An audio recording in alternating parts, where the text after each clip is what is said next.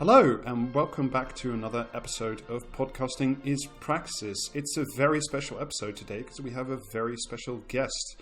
But first, let me introduce you to Elijah. Hello. Hello, how's it going? And Alistair. Hello. And our very special guest indeed, it's Eleanor Janega. Or going medieval. I think I did that right, but I may have just fucked it up again. You know what? I'll take it.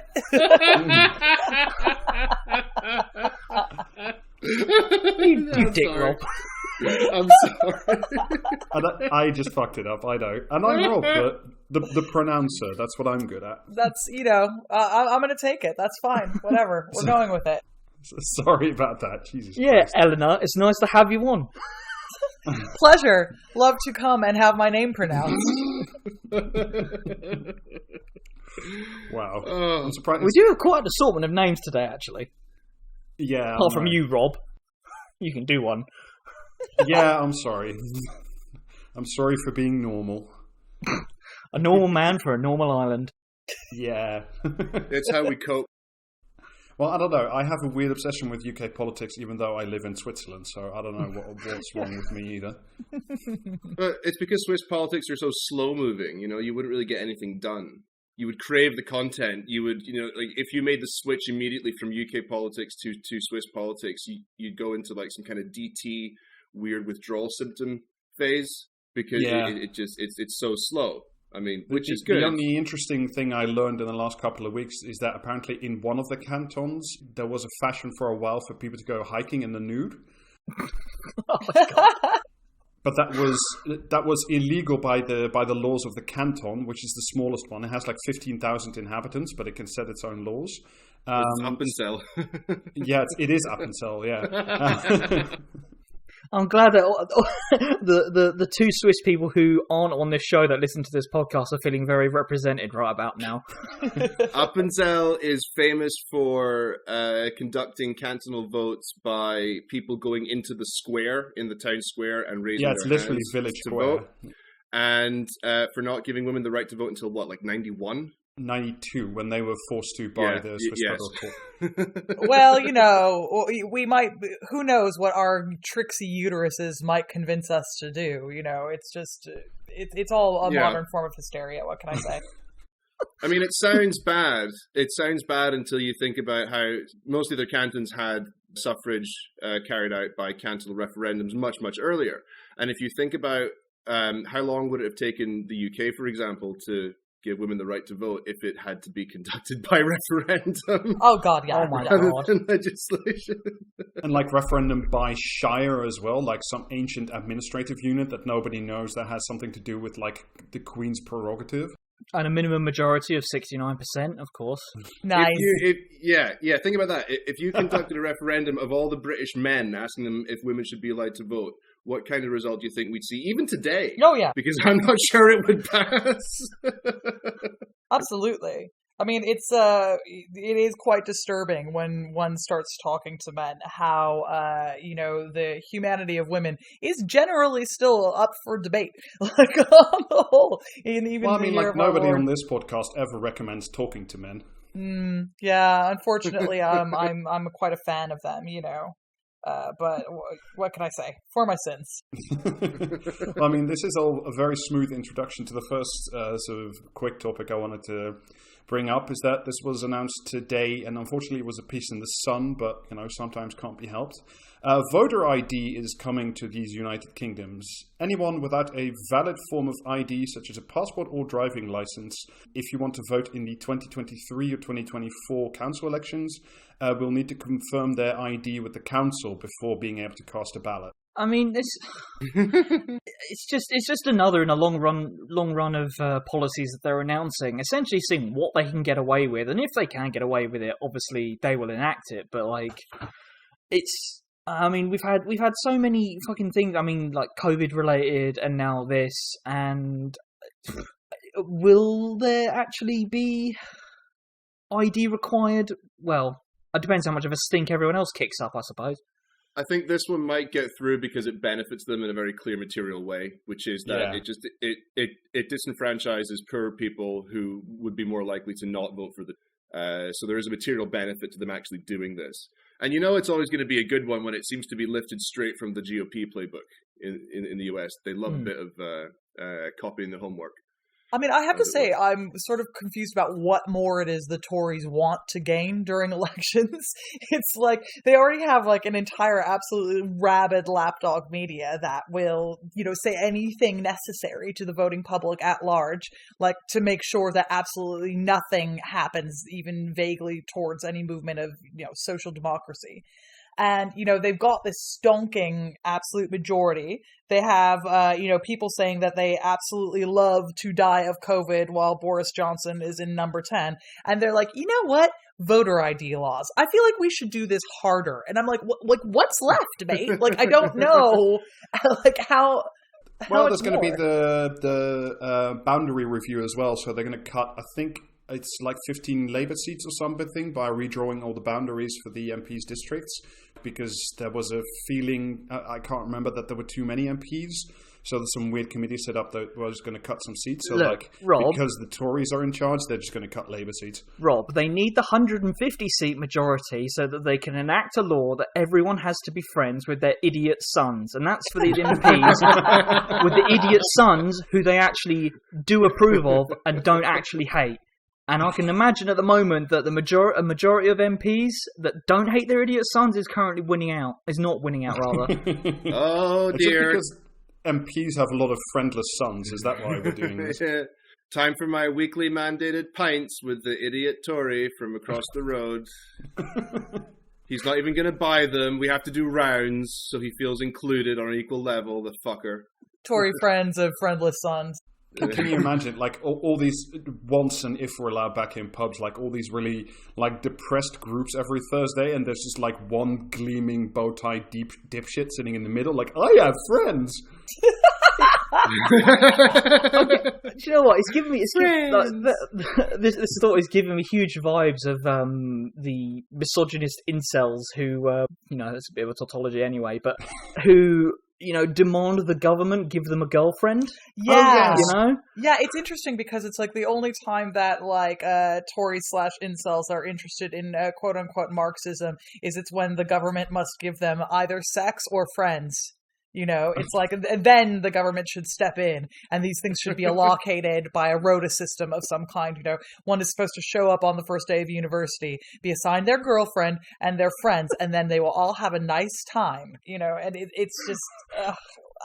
by law, punishable by 15 years in prison. Like, I don't even know what to fucking say about this stuff, right? Because it's like, there's all these, laws that are being, well, not laws, but, all these proclamations that they're making about, what we as historians are supposed to be doing, the sort of work that we're meant to be doing, who's going to get funding for what. And it literally boils down to, my son didn't have any friends at uni, so I want you to, like, stop writing about slavery. And it's like, I just don't understand how these two things are fucking connected, mate. Like, it's... and I say it every single fucking time. It's like, I can get my students to do their reading every week, and you think that I can make them be friends with your dumb kid? Like, I can't. I'm sorry. Like, your child is unlikable, and that's not on me, They want lesson plans that include things like, Tories are so cool. They came up with capitalism. They're amazing. You should all love them. And then one guy sitting in the back like, yeah, that's me. Who's got two thumbs and invented capitalism and killed the slave trade? This guy. Well, I mean, just to wrap up on this voter ID thing, they already did some pilots of this, if you remember, in the 2018 and 19 council elections. And that already resulted in like hundreds of people being turned away in the pilot regions because they didn't have the right form of ID. To be clear, who are otherwise eligible to vote? Yeah. And would it surprise you to know who these people are?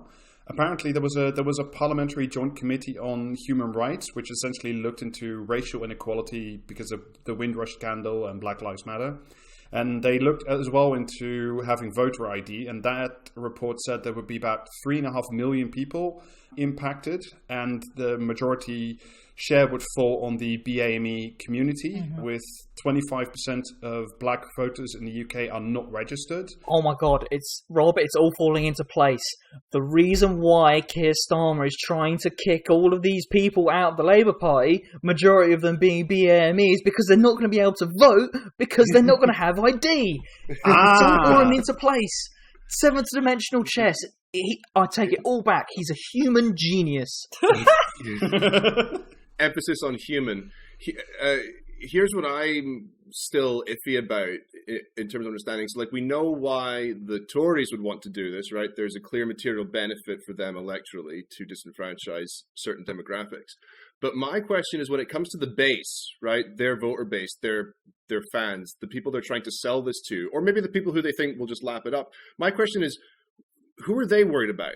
Because in America, it's pretty clear, right? They're worried about illegal alien Mexican ISIS people, you know, who like aren't actual citizens coming in to vote and voting for Mexican ISIS senators. They'll just invent.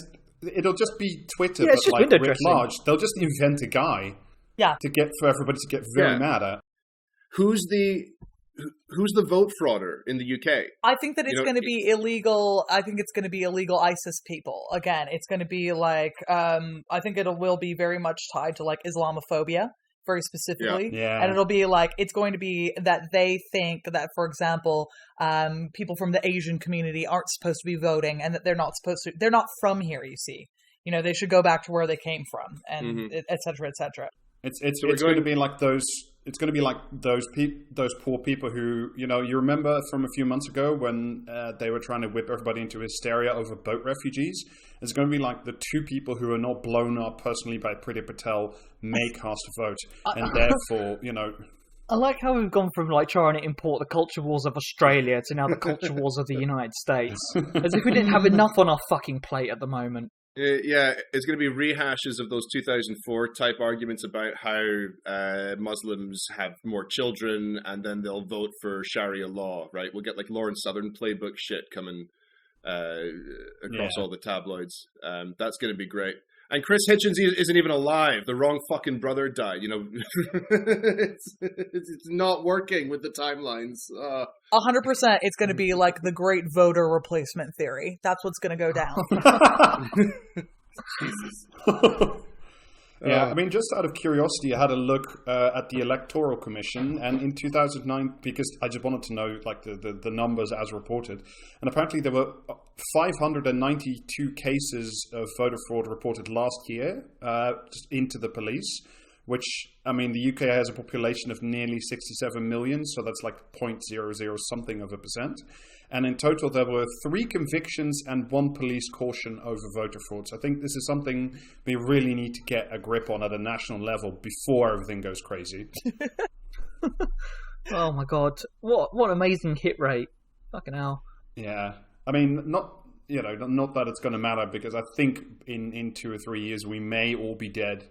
Or at least we can hope so. The government. So we've got that to look forward to. Yeah. I mean, Eleanor, this will be nice for you as well, because you'll be able to see your students again. Apparently, schools and universities are going to be open again on March 8th, with everybody going back at the same time. Primary schools, secondary schools, universities.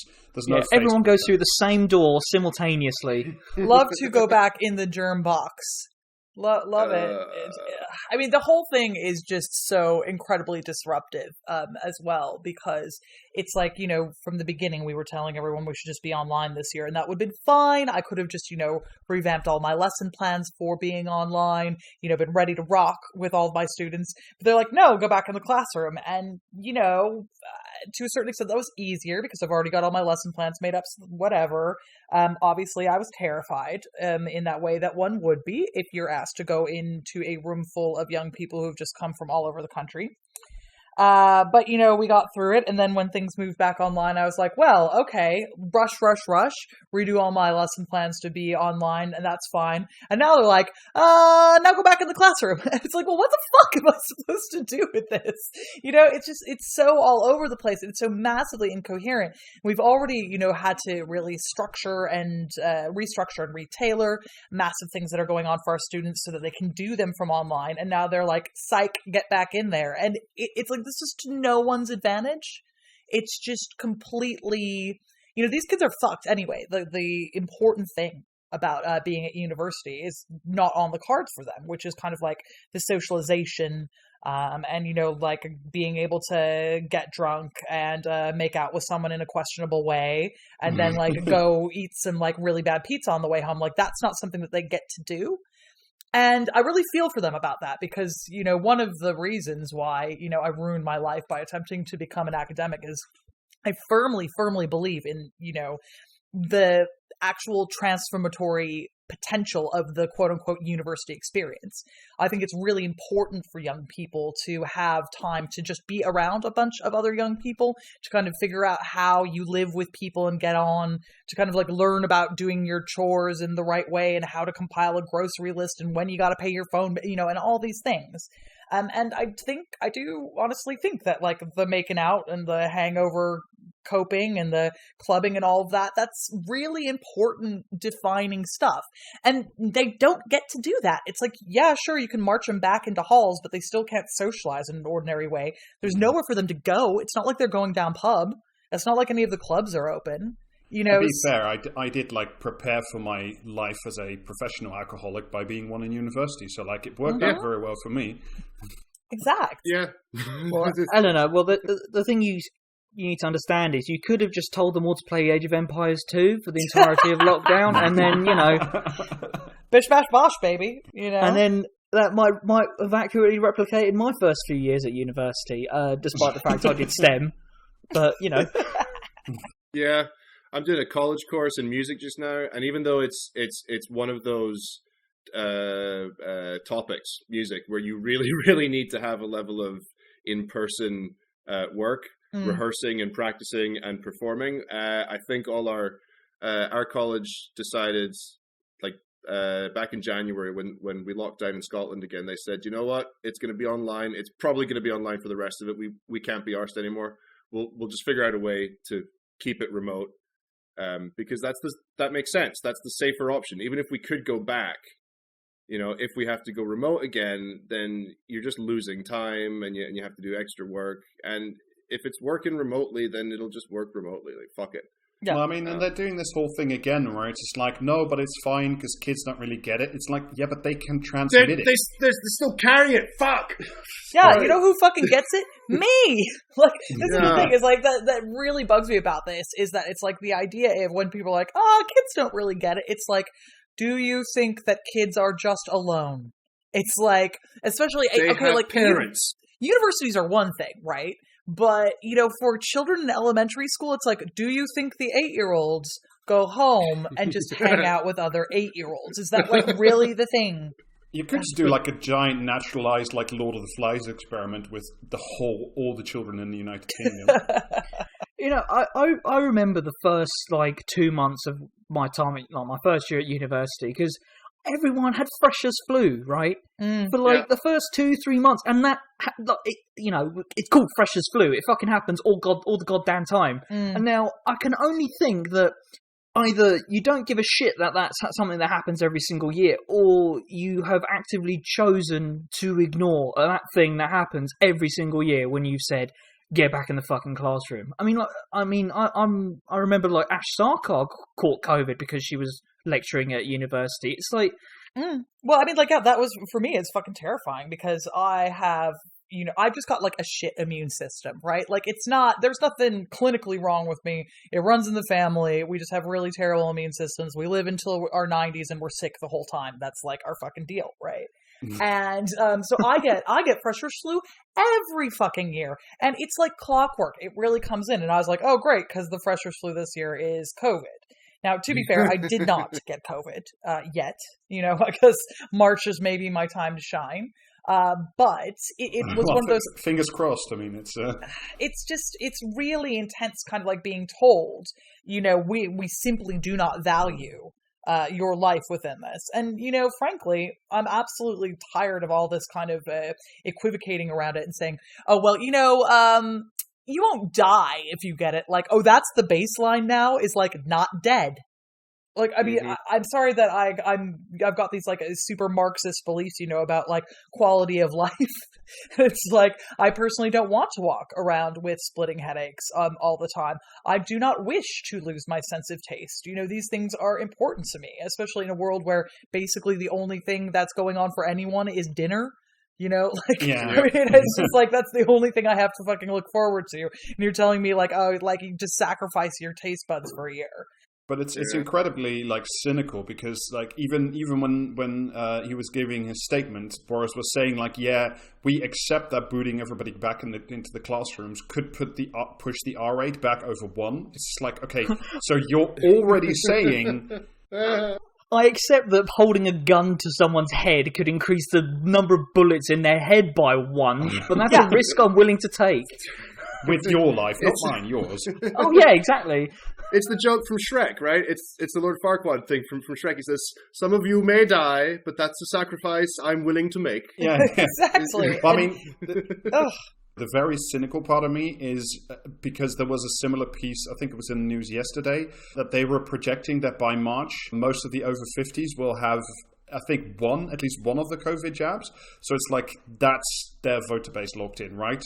Yeah. Over 50 homeowners. So then we can make life go back to normal. And there was another fucking piece by that fucking knockoff Mufasa prick Tim Martin off Weatherspoons. It was just like, everybody needs to go back in the pub. It's just like, by March, it's like, that's convenient that you all have the exact same date in mind. Yeah. I just want to like give a shout out and an RIP to a comrade that we lost this week, Ed Rooksby, who was an extremely fit and healthy 45-year-old, and like, don't fucking tell me that, I'll be fine as someone in my 30s, because, it's only people who are over 50, or it's only people who are over 60 who have high mortality for this. It's like, well, our mates are out here dying. So, like, and I'm just supposed to, like, do that Russian roulette for what? So that some Tory landlords can make their money back on, the halls of residence that they're shoving students into? It's just, it's unconscionable. Yeah. Who doesn't find the phrase "you probably won't die" very reassuring? Jesus Christ! I'm a singer for a living. I do it for my job. COVID fucks with your lungs. I don't want. I am quite scared. I'm in one of the lowest risk categories for death, but it could completely take away my ability to do what I do for a living. Like, and existentially create a severe level of depression because I can't do one of my favorite things. Which is, it's not dying, but fuck. Oh, jeez. Well, I mean, to use this as an extremely sinister bridge, speaking of death, the Tories are at it again. There was a piece in The Guardian, I think yesterday, by James Tapper, that people with learning disabilities have been given do not resuscitate orders during the second COVID wave. And that was done essentially without informing sometimes even themselves or their loved ones. Those of you who don't know what a do not resuscitate order is essentially if you're brought into hospital, you can sign a piece of paper that says, if I have a certain condition, or I'm just like, I'm old and I'm tired of living, which is perfectly fair, then I don't want like gross invasive procedures done to save me. So that's what they're for voluntary people just say, I'm kind of done. That's kind of what it's for. Yeah, people who think they've got no quality of life that they want to cling on to. Or terminal illness, exactly, that kind of thing. For people with learning disabilities, so this is, if I understood the reporting correctly, it's like not people with Down syndrome, because they're in a different category, but it's people with other types of learning disabilities. Some of them were simply told that they would not be resuscitated if they were brought into a hospital with COVID. I think the most... I say most. One of the many harrowing things I've heard that's related to this was it was being discussed on I can't remember if it was TikTok or Instagram, one of the two. They, people calling it what it is, which is eugenics, and those posts calling it eugenics were being taken down and accounts being blocked or deleted for saying that, and it's like this is quite literally something that the Nazis did, right? Yeah, this is exactly literally what they did. And it's also, so people with learning disabilities are currently not on any of the COVID priority lists, even though like the majority of those with learning ability who have died in the last couple of months, 65% of them, those deaths have been linked to COVID. And that's essentially because a lot of them live in care homes or other joint facilities where a lot of people live very closely together, and not all of them can be expected to like follow wash your hands sign, that kind of shit. But still, at least they got those over 50s all vaccinated, right? Well, some of them. I mean, it's gonna. I'm kind of looking forward to like in like a sort of accelerationist kind of way of a situation where all the Gen X's and the Boomers have like COVID passports and they just fuck off on holiday and start spreading COVID to the rest of Europe and the islands and whatnot, and everyone else is just stuck behind here. Because that would, I think, clarify certain red lines in the sand for a few people, and it might make it a little bit easier for us to actually hammer home what we mean by the way we discuss politics in terms of power relations and material interests and class solidarity, right? The homeowners and the rich have it, and they're doing it very fucking blatantly, and they're telling you, go fuck yourself in no uncertain terms. So there's a little part of me that's like, well, might make it easier for us. Yeah. There you go. There's your dose of optimism for this episode. Yeah. Well, and I mean, I try. I do think that, a lot of what we're sort of complaining about elucidating in this episode. No, it's fine. It's a podcast. It's complaining. Yeah, all of that is kind of like very much linked into a lot of the machinations of the government, is that, they know they've got the 50s and up shorn up. And, they do that through the continued policies of quantitative easing, which allow their homes to continue to accrue massive amounts of, of capital behind them. They do that through ensuring that these people get vaccines while the rest of us don't. But then they force the people who don't have those vaccines into, theoretically Tim Martin's fucking pubs to serve pints to those same people. They know that they're doing everything they possibly can to give their voters what it is that they want. And they know they've got fucking nothing for everyone else. And so their attempts are like, well, we're going to continue to keep this stranglehold on the media. We're going to make sure that we're going to try to change universities so that you can't educate people to think this is bad. And we're going to educate them. You just can't educate them and say some things are bad. You just have to say that, as per our last episode, the Stonehenge was a portal for interdimensional aliens. Mm-hmm.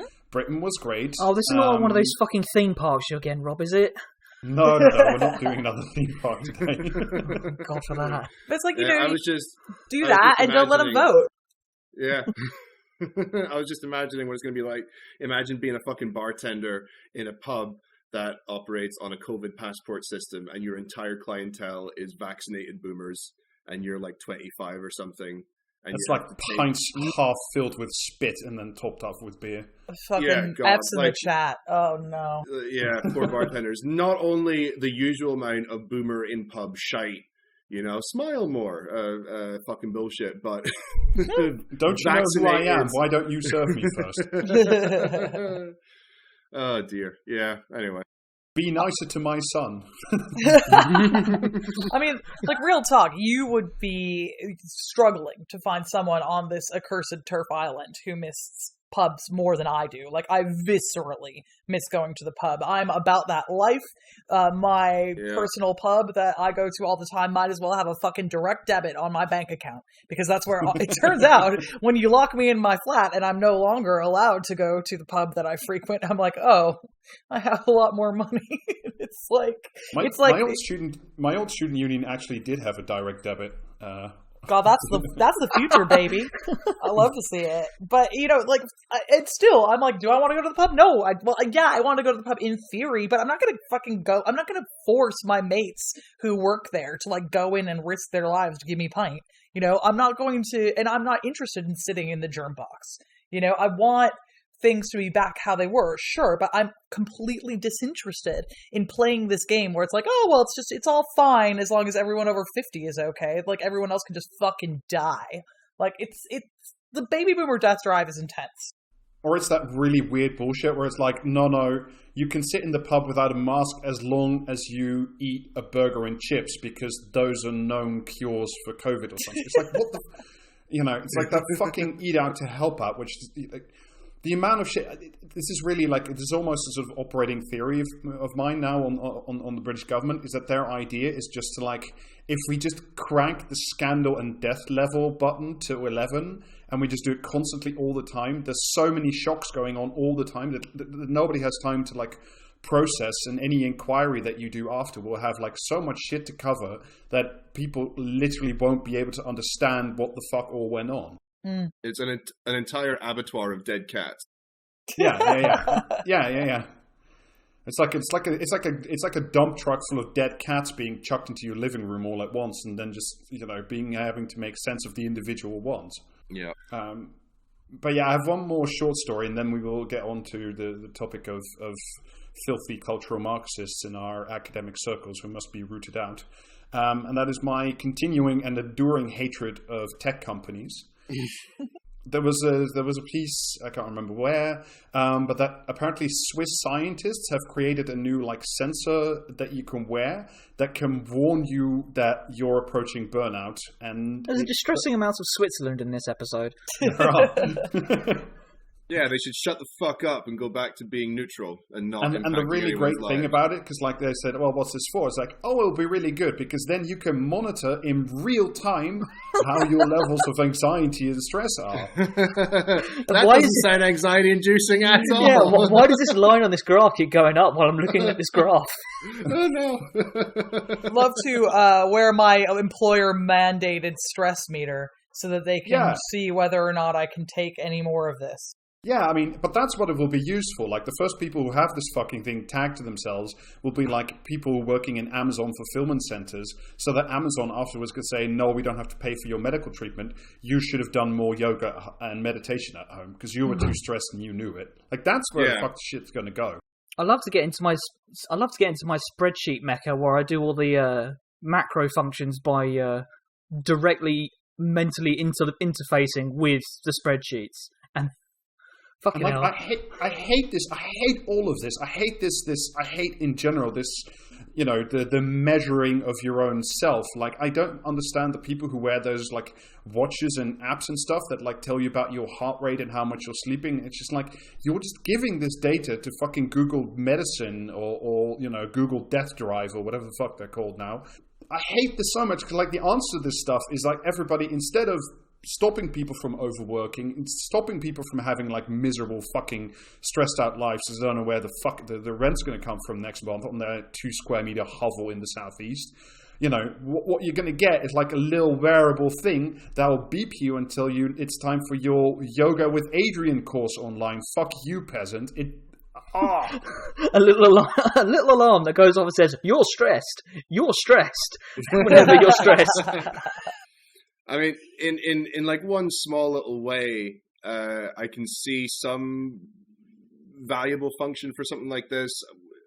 When I'm like self-employed and working by myself and trying to organize myself, I do have a tendency sometimes to do a little bit too much.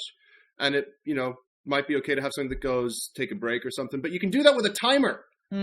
Right? You can set an alarm. You've been at it for an hour. Go have a cigarette and for like 15 this is not minutes to or say something. that nobody experiences stress, and that's fine. But like I think most of us would recognize by ourselves when we're fucking stressed out of our mind. And the solution is not to measure the stress. The solution is to take the fucking sources of the stress away. Yeah, it's the Zoom fatigue discourse again with things like keyboard monitors, right? So your employers need to see you at the keyboard. They need to see consistent work happening and stuff, I have a friend of mine who already has this, that like it's not a keyboard monitor, but it's a mouse monitor. So like during his working hours, like there's an app that he had to install on his desktop that measures whether or not you're moving the mouse around. So like that's an indication of whether or not you're behind your desk. That's incredible. You get like a mini treadmill and just put it on that and go fuck off. No, what he did was even better. He put a string. He put his mouse cable on his desk fan and just set it to rotate. That's great. I mean, yeah, the tech stuff in isolation could be useful. It could be used to enhance our experiences. You know, like it could be a way to help people take care of themselves, to be more aware of you know, your own mental health and back pain issues and all that. But it's only ever used for this authoritarian work monitoring bullshit. Well, it's disciplinary, isn't it? Yeah. It's not. It's never going to be, oh, you're too stressed, you better have some time off. It's, you weren't stressed enough to take time off from work. That's forever the way that these things are used, right? Yeah, they're going to demand you'll be allowed to take the time off work after you burn out. You see, that'll be how it is. Whilst receiving a stern talking to about how you shouldn't have allowed that to happen, but you won't be able to take the time off of work before that happens because you're not on that fucking knife's edge yet, you know. Do you think if you're wearing the watch while you jerk off, it spikes you into anxiety territory? God, I hope so. Because that could be an easy out.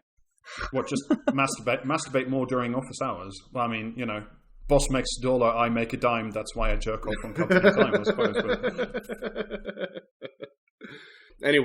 Anyway, turning to, I think, our main topic today. Eleanor, I just wanted to ask you, like, on a person-to-person level. Oh, yes. Why are you silencing everybody on UK campuses? Why are you personally preventing honest debate from taking place? Where did you get all of that duct tape? You know, oops, that's my kink. You know, just got into it, you know, for the kicks, really. And it's got out of control from there. I always kind of laugh when I see these things come up because to a certain extent, like whenever, like, you know, the Daily Mail writes a fucking article talking about like Marxists on college campus, I'm like, well, you know, they got me. Like, I can't say fairer than that, on the other hand. But, you know... I'm so happy to meet, like, an actual cultural Marxist now. Like, it's such a rare sighting out here in the wild. Yeah, you know, and it's just... And I am doing what they think I'm doing, which is, you know, teaching kind of, like, radicalized histories in the classroom. Sure, I'm doing that. But, you know, I'm not so sure how much it's fucking taken hold. Let's be real here. You know, like, my framing and lens of history isn't something that's always taken on board by all my students. And, you know, I have, you know, from time to time, I have conservative students. You always know who they are, you know, because they love to make a point of it. It's the fucking bow tie, isn't it? Yeah. Yeah, like, you know, they're always, like, they've always come, like, you know, you suddenly... They can't always come in alone. they you know what schools they went to. They'll make a point of letting you know which school they went to, you know, that kind of a thing. And you're like, okay. But, you know, what am I meant to do? You know, like, I let them go. You know, it's not like I'm horrid to them or anything. And, you know, they usually get fine enough grades or whatever. Some of them are, like, hurt sometimes when they don't get to have firsts. But, you know, I don't know what to tell you when, and honest to God, I've had a conservative student in the past say to me that, quote unquote, the Irish potato famine wasn't that bad. And I was all like, I'm going to need you to contextualize that. And what he kind of meant was that, well, you know, it was bad for Irish people, okay, but like maybe not for everybody else. But what about all the profits that English people made at the time? It's like, was that like, oh, that's because my great-great-grandfather was a grain merchant and he made off like a fucking bandit? Yeah, basically. And it's like, and it was just like, okay, so, you know, I want you to like, and then you just take them down the hole where it's like, well, what are we defining as like, you know, good or harm? Like how, like, are you doing this in a quantitative or qualitative way? Because either way, I would say that it was bad, you know, because I just feel like the greatest number of people were harmed by it and a fewer number of people made profits. So that would be bad, you know. Yeah. Maybe it was a threat in that it could have been so much worse. I think I've heard that joke being made successfully once by Dennis Leary, who said it could have been so much worse. Imagine if the Irish had invented vodka as well. And then the potato famine happens, and that's it. You're fucked. There's no food and there's no drink. Yeah, yeah. Real talk. Maybe it's just like a retaliation thing that, like, one day you come back to your apartment and like your students have like taken out all the bread and like flour from your kitchen cupboards. I just got to say, I don't know. I imagine that was like that had to be within the last 20 years, right? Oh yeah. It's just an enduring hatred of the Irish in the 21st century. It's just Yeah, and it was really intense because it was seriously, this happened. It was I was making a joke on St. Patrick's Day because as you can tell dare you from my accent. How dare you? Yeah, I know. You can tell from my accent, I'm an Irish citizen. That's clear. And someone had made some comment about St. Patrick's Day, and I was like, yeah, well, I don't really do anything for it because I'm actually Irish, and I don't have I don't need to prove anything. Getting too drunk in the street on St. Patrick's Day, that's for amateurs, real G's. And I was like, I usually just throw my passport at someone and call that good. But and apropos of this, my student decided to be like, potato famine wasn't that bad, and I'm like, cool. It's just upon learning, more about my nationality, just so he just really wanted to make it clear to me that a collective national trauma was not that bad on our national Saint Day. So that was cool.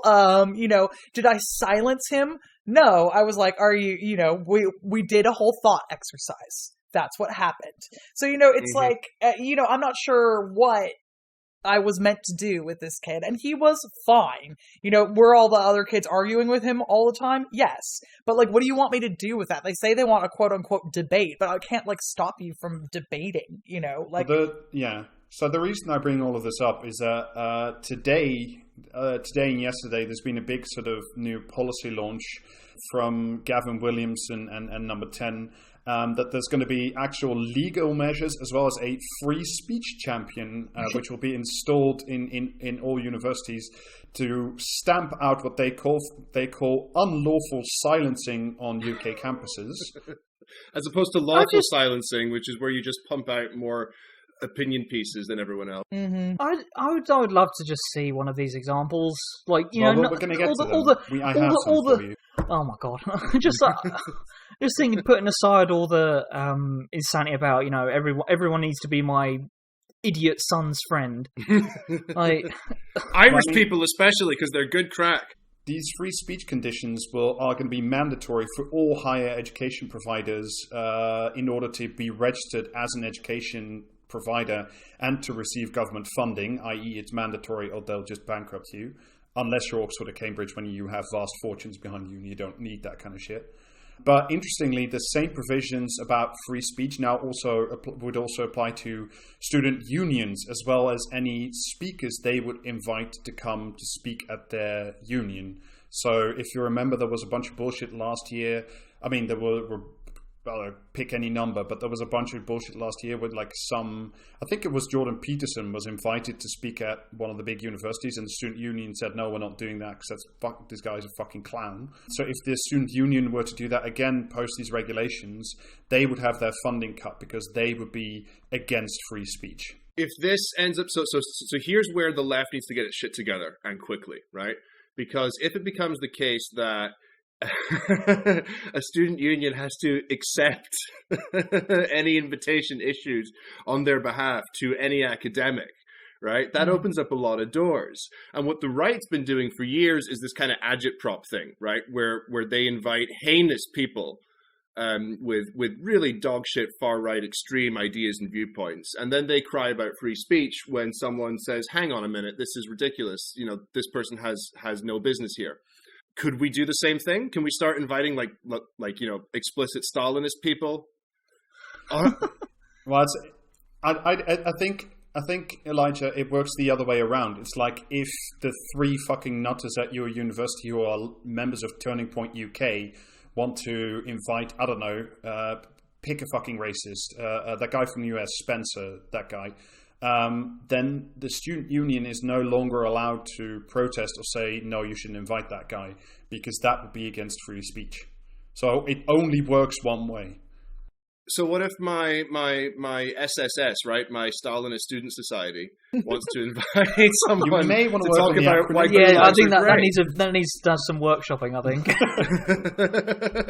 I mean, I think that one of the things that I find quite funny about this is that I wonder what they're going to do with, because there's a logical kind of countering to this, and indeed, I think that you would see this fucking play out if you see, you know, like the fash come to campus all the time, and instead of that being called off by the student union, you know, sure. So it's like the 3 Turning Point kids will get like, you know, a fascist haircut in to come speak, and then the 4 of them can hang out in a room together. You know, like, you're not going to get, there isn't a sort of thing where, so even if the platform is there, it doesn't necessarily mean that anyone's going to come see it. And I'm wondering what's going to happen after that. So if what they're saying is that we can no longer know platform people, what's the next thing? Is like, do we have to then provide an audience? And does that, like, then does everyone have to fucking, like, clap and cheer? Because this is why we need the 150-seat Tory majority. Exactly. It's just like, So you can, yeah. I mean, I don't understand what they want with this, because, you know, you can go ahead and, like, bring in every evil fascist that you want to, but the kids are still not going to want to go see them talk. They'll just stand outside and picket. And if you don't let them stand outside and picket, they're still going to just not come. Or they'll do stuff like... I think at this point, the kids picketing outside would make the university legally responsible for that, and that would be perceived as a threat to free speech, so you wouldn't be able to do that anymore either. Yeah, that would be the silencing. Yeah, you would have to hold your own opposing event. And, you know, right? I think that the kids will do that. You know, students are really clever, and they are quite, you know, engaged, because they know what the fuck is up. And, you know, so they'll just do that, and then everyone will simply go to that party instead. But I mean, I'm serious when I say that there is probably going to be a next thing after this, which is going to be like they're going to try to force them to go. Or something. Well, I mean, all this is going to be, I won't say protected, but like, there's going to be a new part of the Office for Students, which will be, quote unquote, a free speech champion. And they will be empowered with the ability to legally investigate claims of limits to free speech. A free speech commissar. Excellent. Is it going to be Toby Young? It's not going to be Toby Young, but the idea, would it surprise you to know, has a lot to do with Toby Young. Oh. There was a piece today in the Byline Times by Nafeez Ahmed. So this idea originally comes from an academic at Birkbeck University called Eric Kaufman, who coincidentally also wrote a book about what he called the white shift, about the future of white majorities, and said that populism has little to do with economics and more to do with, as a reaction to, quote unquote, the anti-white ideology of the cultural left. So he's the originator of the idea of a free speech champion. I like how the implication, you know, because it's all cultural leftist, cultural Marxist.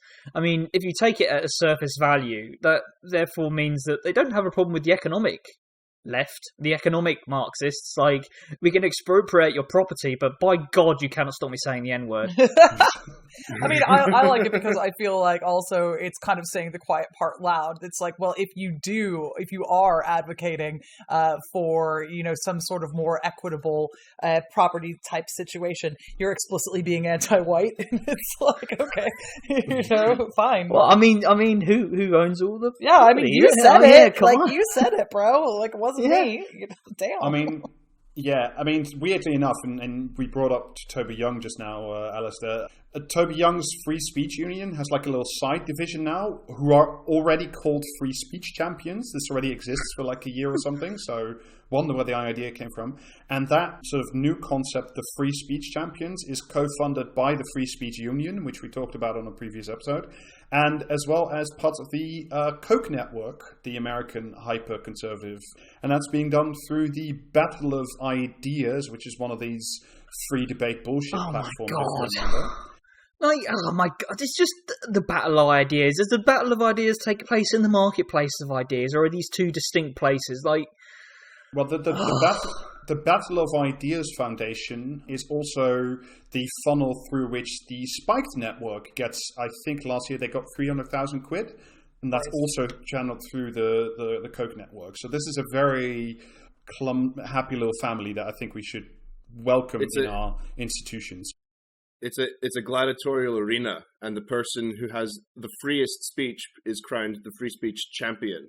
They're such fucking nerds, God. This is the only way that they have to, like, you know, theoretically triumph in some arena. You know, it's like, well, they're definitely not, like, they're out here skipping leg day. You know, they're not going to be joining the Swolitarian anytime soon. They're not good at sport. They've no friends. And so, like, they've got this imaginary idea that eventually they'll be allowed to debate someone. And also, by the way, they will win that debate and everyone will clap. And then finally they'll have a girlfriend.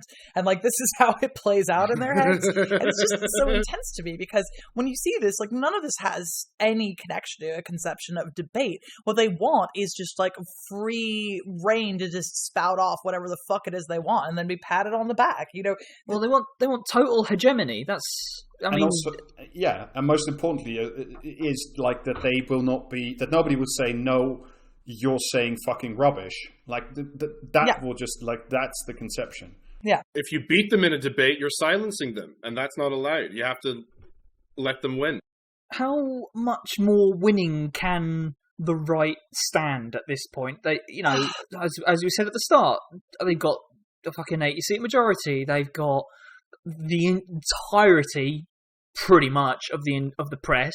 The only thing that they don't have are friends for their idiot sons, and that is just, I mean, like, this is really what it boils down to, in my opinion, is that the great majority of complaints about cancel culture or, you know, free speech and all this boils down to the fact that these people are unlikable.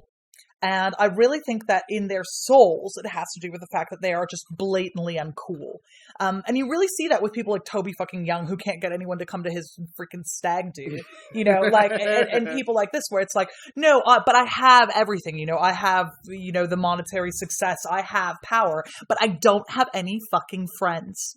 And they want to be liked. You know, these people are out here complaining. I've brought it up just because this made me laugh so hard today. There's a BBC article about all of this. I'm going to read from it now. I'm going to read to you about the trials and travail of Paul from Gloucestershire's son. It says, Paul from Gloucestershire said there was a problem with freedom of speech on university campuses, with students having to have the, quote, right opinion. My son was treated dreadfully at university because of his beliefs and opinions. He was shunned, ostracized, and even threatened with violence simply because he voted for Brexit and held conservative views. If you don't have an opinion which is mainstream, for want of a better word, there are labels for you. Paul said his son had been looking forward to having good debate at university with people who held different opinions, but was very disappointed. In my experience, university life can be miserable if you don't hold Marxist, communist, or socialist views. I can hear the nasal voice he says that with. Professor Janega, my son's friends keep picking on him in the playground. I mean, I love when he's like, there are labels for you, and it's like, yeah, Tory cunt. Like, you know, it's just like, what are these people doing? I went to a Scottish university, and even there was a sizable Tory student society, and they had events, they went to the pub, they had fun in between themselves, right? They would compare who had the redder trousers or whatever the fuck it is they do. Yeah. You know, like, they managed to have a level of socialization. What are these people doing? Well, who is he hanging out with? And here we see also, like, at play, one of the reasons why this is just fucking hilarious to me is that it really is about people being cool, theoretically, one way or another. Because you see, at the last thing he said was, in my experience, university life can be miserable if you don't hold Marxist, communist, or socialist views. Bro, this was not your experience. This was your son's experience. Definitely. And so it's like, they are so desperate to be, they want to be able to, like, spout off. Apparently this is, like, linked to Brexit. I had someone on my Twitter, you know, I can neither confirm nor deny this, who says he thinks he knows who these people are and that they are about to move to the Isle of Man, quote unquote, because there are no foreigners there. So, you know, it's like, oh, well, if you don't hold Marxist views and you think that all brown people should be rounded up and shot. Suddenly there are labels for you. And I should actually be cool. I'm cool. And it's like, you're not cool, bro. Like, you can feel free. Like, you've got everything. You've got the Brexit you wanted. You've got the government in place that you wanted. Everyone's fucking dying just like you wanted. And it's not good enough. The Home Office is saying they're going to, like, literally gun down people in boats, refugees trying to come to the UK. Like, you have... But you want... And the existential fucking threat is that 19-year-olds don't think you're cool?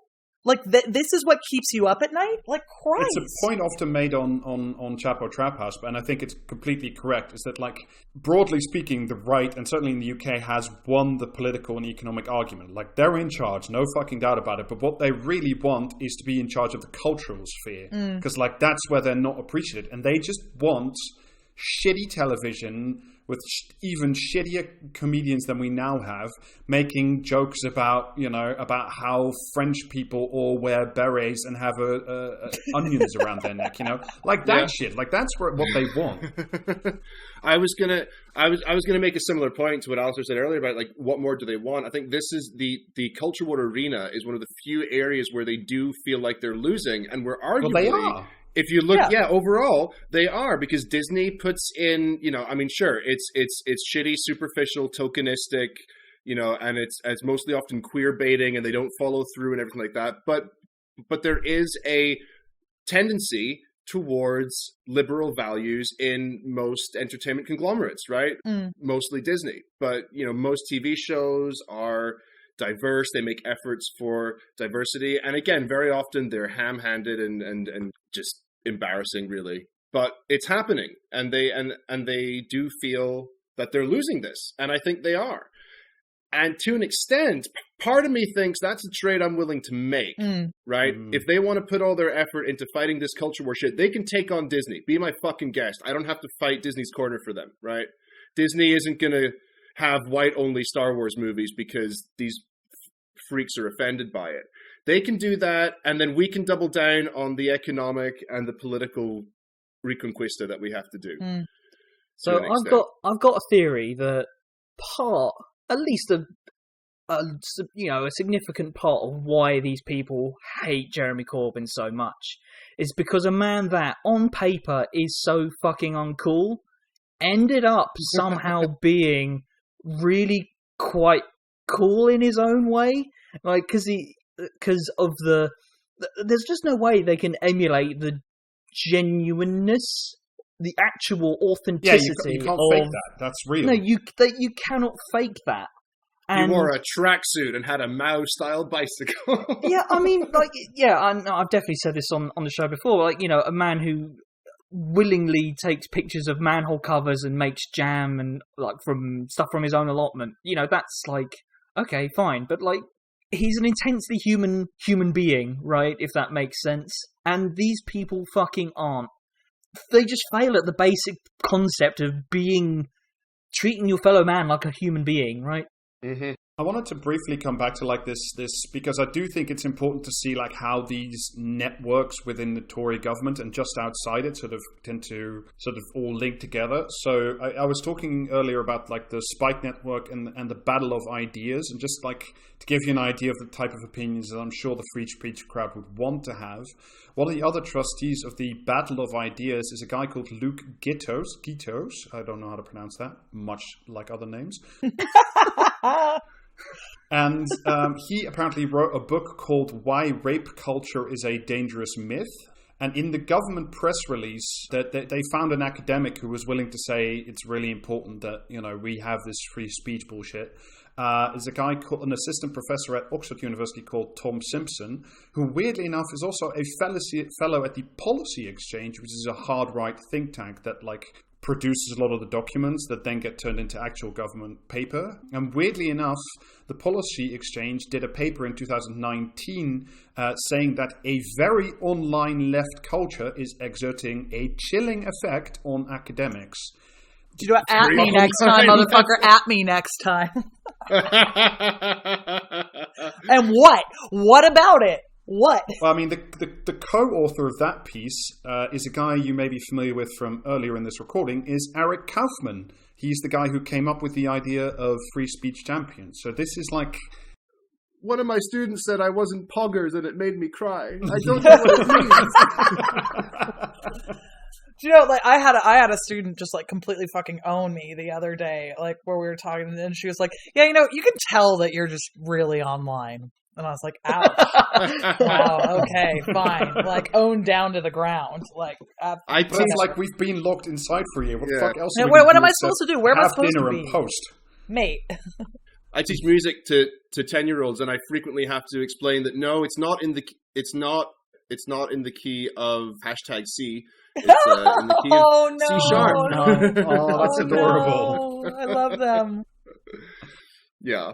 But yeah, you were talking earlier about, like, I have some examples of, this is from Gavin Williamson's actual speech, or his written remarks, I can't remember, about the people who are being silenced and who would be set free with all this new free speech bullshit. He cited 3 particular cases. I'll just run you through them. The first one is a guy called Felix Ngole, who was expelled from his social work course after declaring that God hates homosexuality and said that they committed wicked acts. He was reinstated to his course after suing the university with financial and material backing from a group called Christian Concern, and I'm going to leave you to guess. This was a student, yeah? 26-year-old student, yeah. Now that is a menacing name. I mean, Christian Concern. I just feel like if someone didn't want to hang out with me, I wouldn't sue them to make me do that. That wouldn't make me feel like they liked me anymore, or that they thought my views were any more acceptable, personally. Yeah. You know, I just wouldn't be suing over that.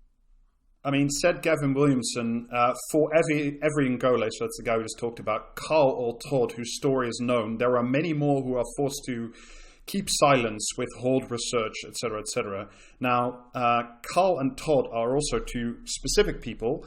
Todd is Selina Todd, a professor at Oxford, who claims she was silenced after being uninvited to a feminist conference for her ties to the anti-trans group Women's Place, as well as on her personal Twitter account, making, and I'm not going to repeat it because it's fucking vile, comments about trans people that...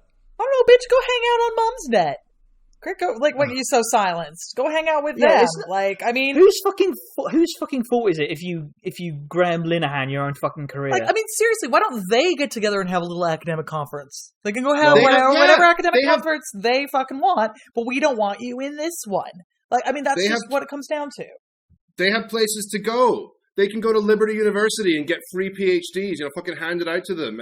And they can get, well-paying jobs doing the right-wing American grift circuit. Or Lord knows. Free market, baby. Those terms are way steep in funding from, like, the Koch brothers and other, right-wing think tanks.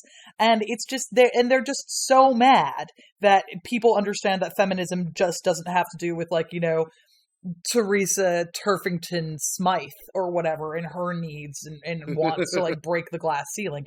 It's an absolute, like, nonsense, way of looking at the world. And basically, you're not being silenced. You can talk up and down the country, especially this cursed country, as much as you want about turf shit. Like, that's, like, have at it in any newspaper. Again, you're just mad that young people don't like you. Like, that's what it's about. You're mad that your students don't like you.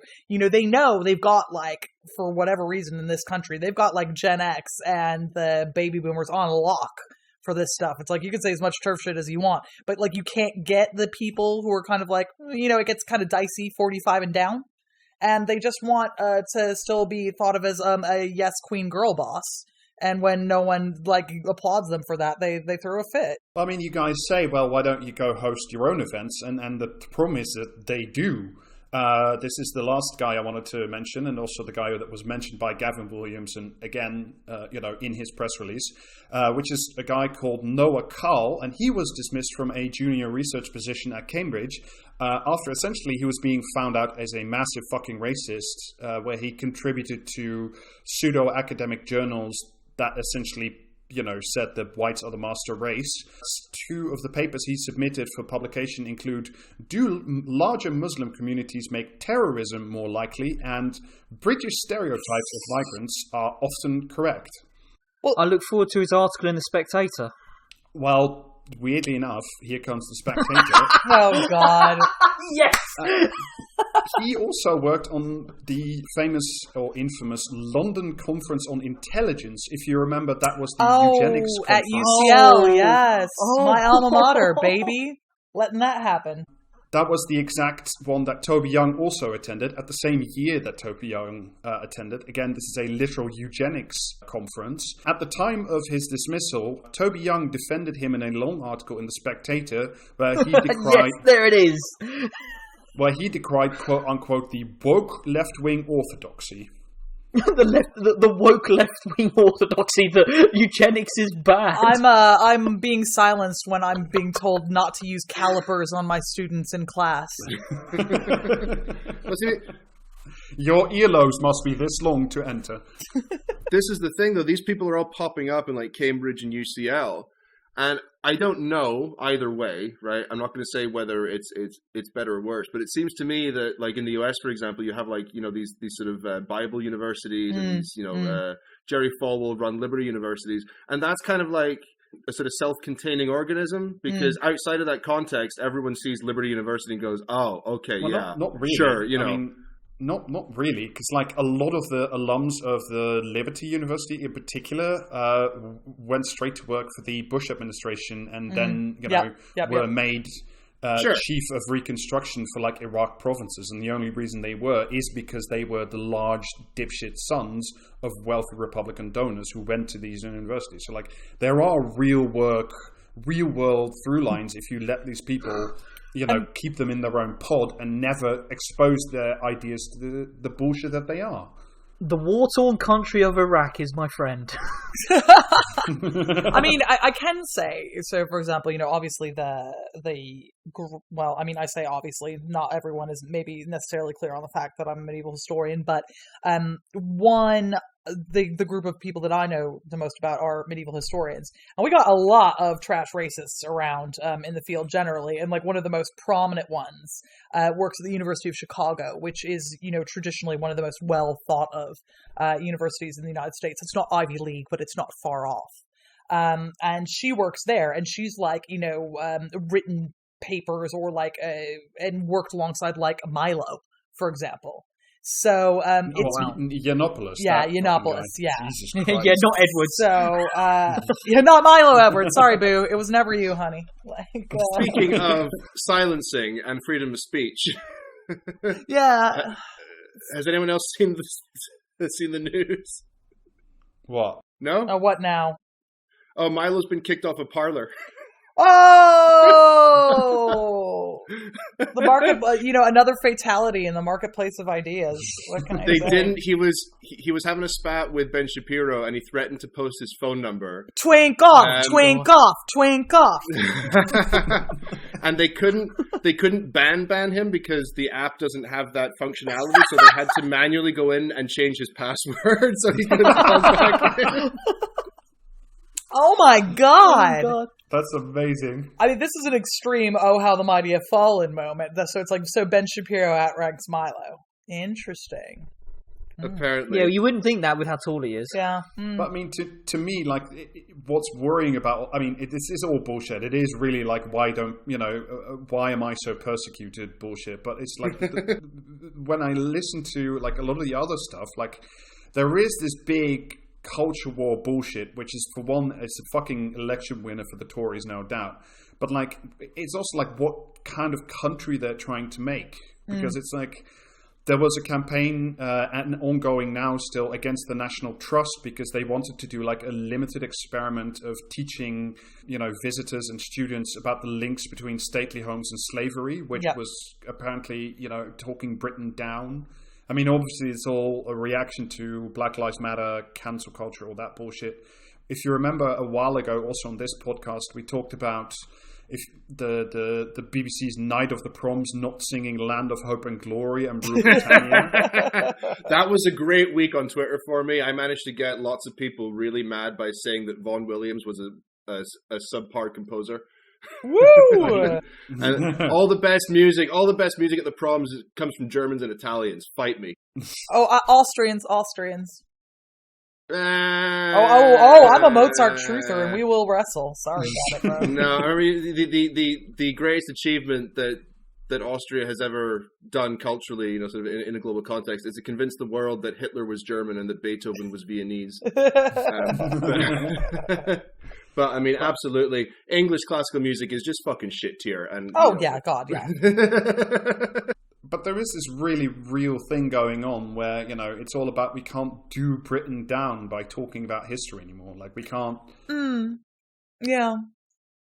And I find this really interesting because what they're kind of invoking here is this idea of that history is something that says something about us, like, as individuals, which I find really interesting. Like, obviously I believe a lot in the study of history and what it can do for us all as humans. I find it very, enlightening. I find that it helps explain the circumstances that we're in. And, I hope to use it in order to improve our lives, hopefully at some point. I mean, if not now, maybe at some point in time, things will get better. But my relationship to history has absolutely nothing to do with, like, me as an individual person. When I study history, I don't go, I did this. Like, there's never, like, along the way where I'm like, yes, I personally am, like, fucking responsible for Karlstein Castle existing. Like, that's not how I feel about it, So you're saying that I shouldn't read Chaucer like it's a create your own adventure game, right? Yeah, and apparently some people do. It's like, this idea that, and I find the relationship to history in Britain is particularly interesting because essentially this entire complaint is born out of this, like, post-industrial malaise, post-industrial, yes, but more specifically, like, post-imperial malaise, where what British people are kind of complaining about is this loss of influence on a global stage. And so they don't want you to point out that influence is predicated on massive slavery, genocide, and just basically stealing shit from anywhere that you come into. And if you point that out, people think that you're talking about them. And so there's been this really successful nationalist project of encouraging individuals to see themselves as actually directly responsible for anything that Britain's ever done. So if you bring up the bad things that, the fucking government did, people go, oh, you're talking about me? Like, I don't think that I ever killed anyone. And it's like, bro, this isn't about you. We're talking about a legacy writ large. And sure, we have the benefits of it, right? Like, here I am on, like, a post-imperial island, like, liking pubs and trying to work in the universities and whatever the fuck, with limited success in both of those arenas at the current moment. But, the point is, we've done this as a result of, conceptions of nationality and as a way to justify our imperial project. And, we intentionally kept people in the dark in a lot of ways about what violence was necessary in order to do this. And so people feel like when you bring this up, you're hurting them. And it's no surprise that a lot of these people, when you trace back who their, grandparents to the nth power were doing at that time, kind of waist deep in that shit, Yeah, and the key phrase there, I think, is the national construction. Right, I can put my sociology degree to some good use here. If you read the Ernst Renan essay on, like, what is a nation, which is sort of still considered one of the like key texts in analyzing sociologically how do national identities develop, like what keeps them together. You have this dual exercise in creating a national shared history, right? A sort of mythology, but also a national shared amnesia. And originally that starts out being, we're going to forget all the times that people in different parts of the country had, like deep existential grudges against one another. We're going to forget all the things that sort of kept us apart, and we're going to remember all the things that sort of keep us together. That's like, at the very basic level of it. But what's happening here is a very deliberate attempt at shaping a specific kind of nationhood. And we can't really beat it the traditional left way by saying, well, nations are made up. Like, yeah, they are, but we're here, right? We have to, we live in a post-Westphalian system. We have to deal with some of the realities that we're presented with. And the step that takes it further is when they start looking at Umberto Eco's analysis of fascism, specifically the part that evokes a primordial, heroic mythology. So it's not, I like how we've gone from taking that as like a warning of fascism as an instruction manual. Yeah. Cool. That's good, actually. That's exactly it. It's doing the Renan thing where we have a shared memory, right, of the good things, of the united things, and then it's applying that in a normative way to create exactly what we're going to have the memories about, which is a very, very weird kind of social manipulation, cultural manipulation, but it does come pretty much from a how-to fash textbook. Yeah. I mean, I think it's a really sad kind of indictment, because really there are a lot of cool things actually that have happened, in history in the UK generally. But I don't think that we benefit from, shying away from the truth of it, and to a certain extent you can say, it was kind of the style at the time and we were all doing slavery and it was bad, and then move on. Like, you don't have to go. And it was fine, and everybody liked it, and it was Britain great. was the first country to get rid of slavery, and then it's like you don't have to do that next step. You can just acknowledge that you fucked up and move on. And that's I don't really understand. Well, I mean, I do kind of understand what the issue is there, because I think that people do know on some kind of visceral level that this stuff is shameful, and they simply don't want to feel it. Yeah. Well, you do know that the English invented slavery simply so they could abolish it again, right? Yeah, duh. Yeah. It was a great time. And I mean, my worry is, if you look at all this free speech bullshit, it's pretty laughable. And, the people who are supposed to be unbanned, I agree with you, they won't get, huge crowds of students, but, it's sort of the thin end of the wedge. You start here, and then you change the curriculum for teaching history in primary and secondary schools, and then all of a sudden, 5-10 years down the line, you have a whole generation who, not out of malevolence, but simply have not been taught anything negative and just assume that Britain is great. And at that point, the culture does shift, and that is fucking terrifying. Yeah. For me, that's actually the biggest worry is, in general, textbooks and who gets to make them. Historians complain all the time, for example, about the Life in Britain test that you have to take. It's got dozens of historical inaccuracies in it, in the way that it talks about history, things that are just patently untrue, or things that are impossible to say. For example, the way that it talks about medieval England is just batshit. It doesn't make any sense at all whatsoever. But they were all clean and sexy, and the women loved them, and they hated the Danes because the Danes were weird. Yeah, and then it's and smelly. And you're supposed to. But the thing that we can glean from that is, it's not an accurate representation of history, but it's an accurate representation of what our government wants you to think and feel if you're going to, come on board here. And for a lot of people, their only real, their only real experience with history is textbooks that they read, in grade school, and going to big country houses on the weekend, I'm watching shitty movies. The movies is the other, and television, but yeah.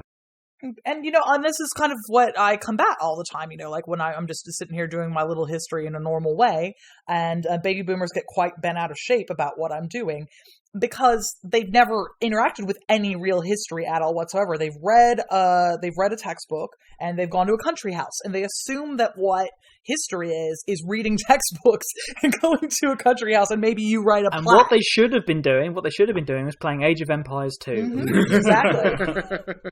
Well, that kind of wraps a very neat bow around things. Yeah. I just want to interject a little bit of optimism here on the topic. Oh, you and your optimism, it's really unwarranted. Oh, we have commentariat still to go, so don't worry about optimism. I'm coming. So bring the tone down again. Excellent. Just very, very briefly, I suspect there's a pretty good chance that this will not actually be implemented on a policy level, but it's one of these, sort of just throw it out there, get people talking, distract from things, and then just, quietly forget about it. And in the meantime, everyone's mad. Yeah. And further radicalized. I agree. Yeah. We can throw it on the big discarded policy pile of the great porn. Another dead cat in the big bin. Exactly. And point number 2, speaking of dead things, Rush Limbaugh's excessive drug use has finally caught up with him. Man, excellent. Oh, I love to hear it. Yep. Oh wow, Live that's just made my fucking live day. podcast reactions. The sick, disgusting hard left at it again. Oh, Just popped up on the timeline. wow, my cold Marxist heart dances for Yep. joy. Wow, that man's a fucking scourge. Was a fucking scourge. R.I.P. motherfucker. Mm-hmm. Well, we're not free of scourges yet, as I'm about to tell you. Eleanor, I am assuming you never listen to this podcast, because why would you? But are you familiar with our game comment or commentary app? Yeah, that's where you're wrong, you evil hogs. I am aware of your game, and I've listened to this podcast before. Excellent. I love not explaining things to our audience. So I have a fine selection from this week's internet diarrhea, I think is the best way to put it, and up to you to guess whether or not it's comment or commentary app. So here's round one. I would argue that human societies need homosexuals, extra pairs of hands who are related but not focused on just their children, like the theory about why grandmothers exist. It improves the survival rate. Wait. Whoa. Wow, wait. The idea is that grandmothers exist because it improves the survival rate. Yeah, because they do childcare. It's that's why we don't execute grandmothers. Wow. Okay. Bring back the Etterstrip. Woo! Oh man, that sounds bonkers enough. That's not a metric that I should ever really use. I don't think, because that's led you astray in the past, Alistair. yeah, it really has. You can only really go by a gut feeling with these fucking things. I feel like. Let's go comment. Yeah, not really based on anything, because this game has broken my fucking brain. I would say I'm going to also go comment, and specifically for a semantic reason, which is the I would argue, which is what people love to do on like Twitter, and which you see less often in a long form piece. That one did catch my ear, but I think also homosexuals as a word. Homosexuals is strong comment energy, so I'm going to comment as well. Well, you are all correct. It is a comment, but unfortunately it came from Mumsnet. Ah! Oh my god, wow, Mumsnet want to do eugenics against grandmothers. Wow. Yeah. God, they really hate their in-laws, huh? This is, like, it's so Also, intense.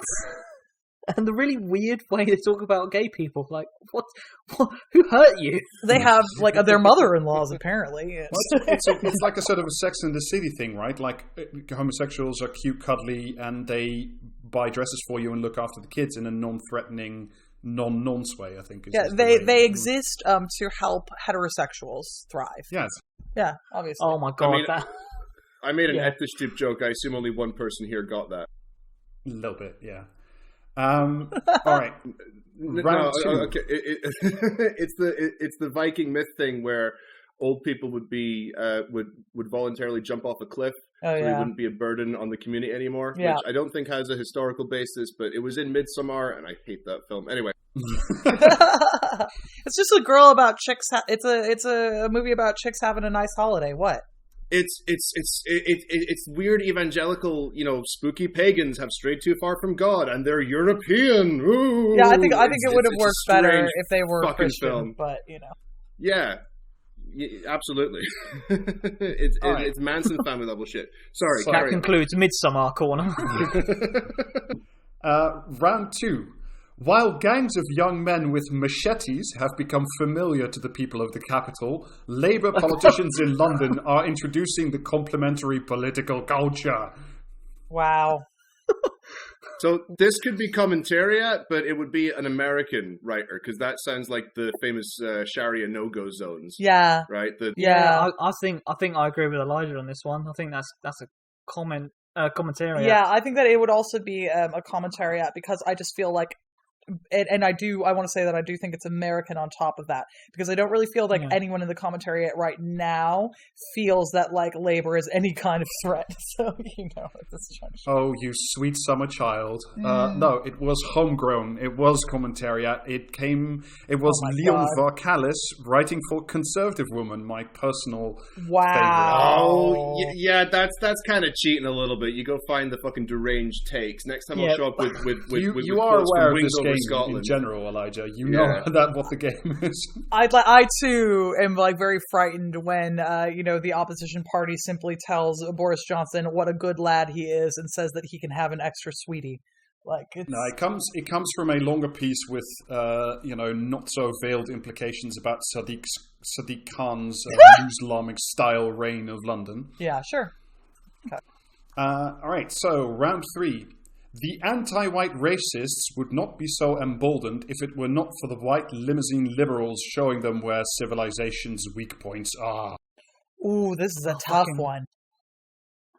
Sorry, can you read that again? The anti-white racists would not be so emboldened if it weren't for the white limousine liberals showing them where civilization's weak points are. When has a liberal ever done that? Like, I White hate when people conflate liberalism with being left-wing. It really pisses me off. I think that they basically, it's kind of like, this is someone being mad that liberals are in a limousine. That's mostly what this is about. Hate when someone pulls up in a limousine. It points out where the weak points in whiteness are. It's terrible. It's like a fucking Damn video game, boss. Jesus. Like, oh, you look Get like in, bitch! We're pointing out fractures in society.